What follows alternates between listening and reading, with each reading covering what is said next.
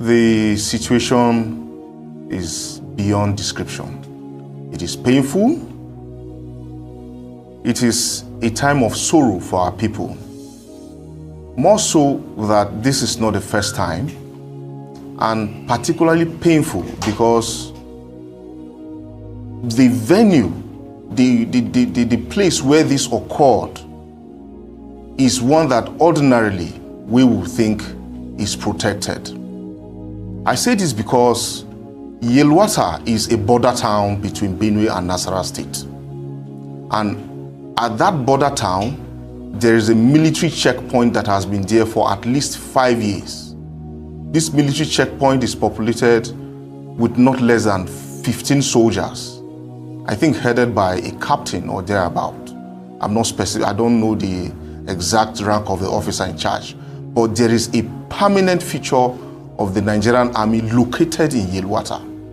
So it becomes difficult to understand how these attacks would go on between 10 to 11 p.m. midnight and last for hours all the way to the early mornings without any intervention by this very formation that is right at the doorstep of Yelwata.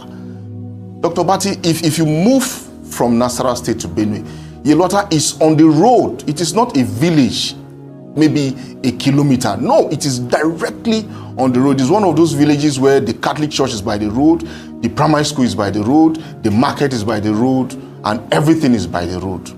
And if you look at the pictures, for the houses that were burnt, broken down, and killed, and the people that were killed inside those houses, you could simply look at them in their rooms and then take the camera all the way back to the road. It's difficult to understand, and for us in Guma local government, we're in a state of shock and perhaps feeling like orphans, feeling abandoned by those who have the responsibility to protect and safeguard the lives of our people and their properties. Now, we have a situation where a few weeks ago, when these same killings happened in Daudu and a couple of other places in Agan, Mr. President Bola Ahmed Tinubu had directed that the Chief of Army Staff should relocate to Benue State and resolve this matter. I can tell you that, yes, the Army chieftain got to Benue State, met with his officers, because Benue State hosts two army formations. There is the Nigerian Army School of Engineering, and then there is the 72 Special Forces Battalion. All of them are in North Bank. Agan, the village that was attacked a week or 2 weeks ago, is 200 meters away from the fence of the 72 Special Forces Battalion. Now, when the military chieftain got to Makurdi, he met with his people, and in awaiting his arrival, stakeholders had been put together. The Totif, the Ochidoma, religious leaders, chairmen and youths, people of thought, and all stakeholders in the security sector were assembled at Government House so that they will have an interaction. I tell you, the man did not spend a minute with them. After meeting with his army, meeting with one or two other peoples, and meeting with the governor, he simply left. We don't know whether he was still in Benue. We don't know whether he returned to Abuja. But all we know is that for the Totif and the Ochidoma and the first-class chiefs that came from all the local governments that are affected by this violence, the man did not meet with them. And then you have a situation where we understand that perhaps the army acts on orders. But how can you not act when there are gunshots right on your doorstep? It creates situations for us. Now, for yesterday, the protest that happened in Makurdi, it was one of those times that you sit and you wish that you were around to be part of that outing, because that is the only way the people can express the angst and the emotion that has built in them to witness these kind of things. But again, the way everything happened and eventually got a little bit disrupted and all of that, we are at least hopeful and grateful that we had the opportunity to come out and express ourselves in that matter. Thank you, Honorable Gbillah. I want to start by expressing my sincere condolences to my people in Gwe West, in Guma, in Ukum, in other parts of Benue State, and even in Plateau State over these killings. I want to express my condolences to the military personnel who were killed and the civil defense officer and other security operatives that have lost their lives. We want to thank them for their service and their sacrifice that they are making on behalf of my people. I want to also use this opportunity very quickly to thank His Eminence, the Pontiff, the Pope, for even responding quicker than our President and our Governor to the event that happened, to the massacre of our people. And I want to use this opportunity to inform the international public, the Vatican, the well-meaning people all over the world that Benue State is under siege. This is a pogrom of our people. A genocide is taking place. There's a war against our people. And Mr. President, I want to use this opportunity to emphasize the fact that there's a war against people in a part of your country. Let me say that yesterday, there's an age-old adage, even in several cultures, that you cannot beat people up and stop, or cannot beat a child up and stop the child from crying. When our people cried out, when we embarked upon our legitimate constitutional duty to protest, we were confronted with tear gas, with scores of personnel who from nowhere came out, who are not able to confront these killers but are able to confront protesters.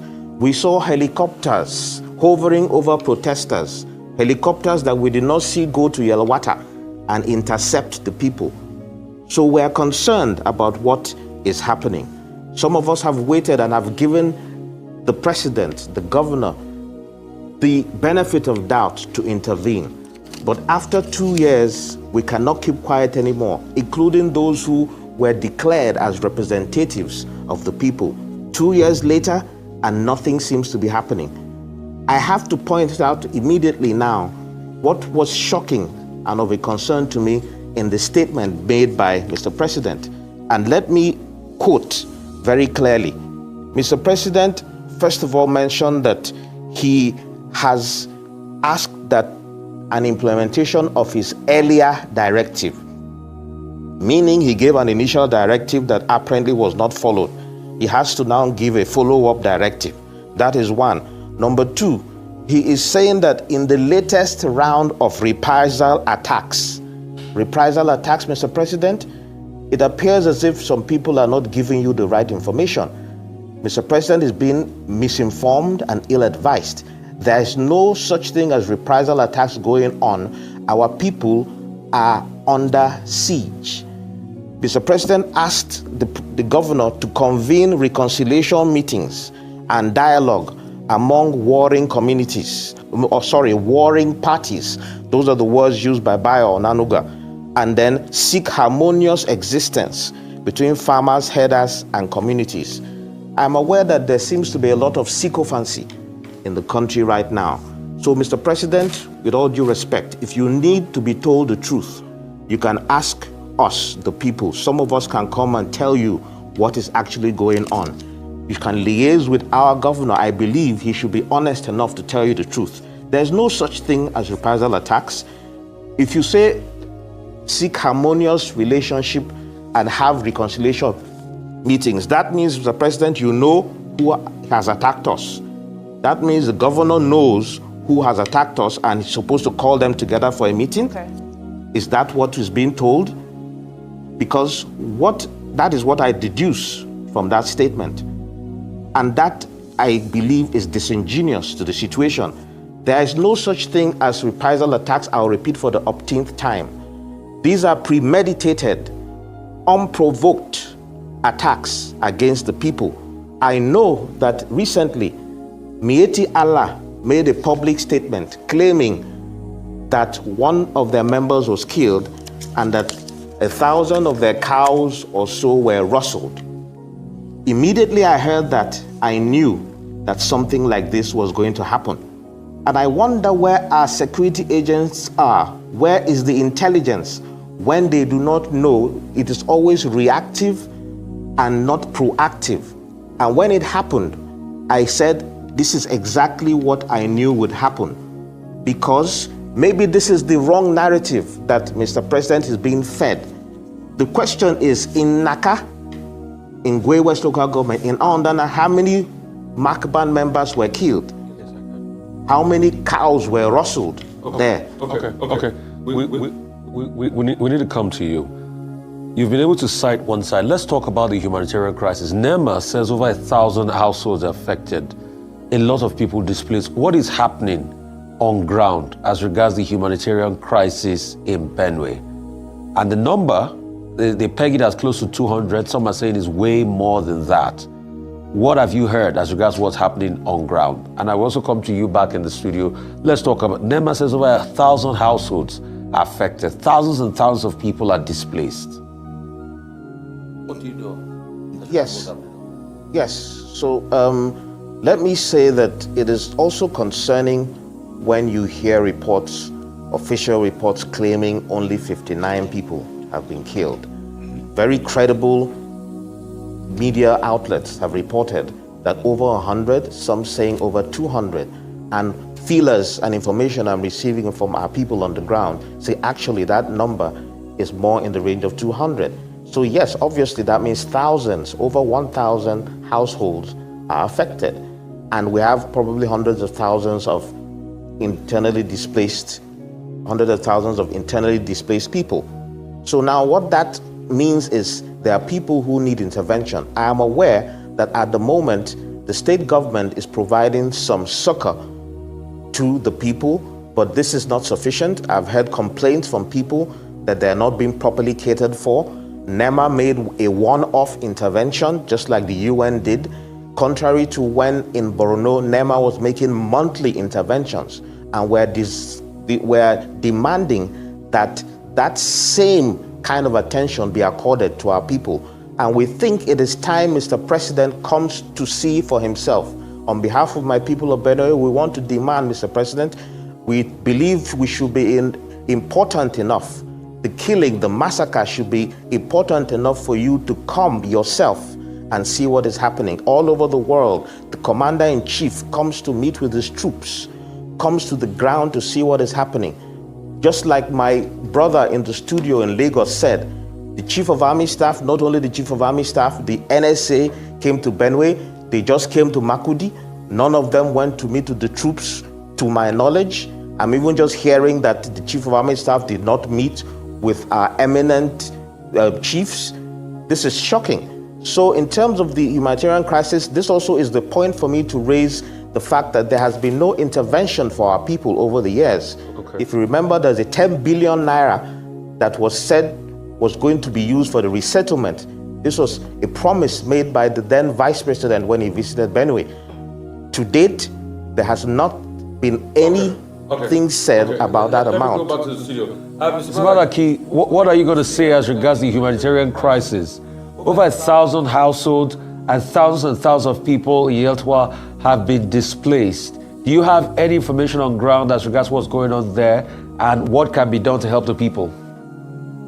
Okay, so there have been people living in IDP camps since 2016, 2017. And as of today, I can say that there are about 17 IDP camps across the state. We're talking about 17 IDP camps hosting more than 1,000 families. You know, when you say families, you know what that means. It's not just 1,000 individuals, more than 1,000 families across 17 IDP camps across the state. Now, we all know that issues of succor and emergency are not just state-based. They also fall under the purview of the federal government as well. So, as much as intervention that can be gotten and as much support that can be secured for our people will be very much welcome, because they live in squalor. is a difficult situation to look at. And then for those that are also housed by charity organizations like the Catholic Church, for example, to now get attacked like what happened in Yelwata, it particularly is a very painful situation. We know that, like my brother, Honorable Gbillah, has stated, that NEMA has a structured way of intervening in this kind of situations. And then it is only proper and right in this instance that they also extend that intervention to Benue, because the situation is dire and needs all kinds of help that can come in at this very moment.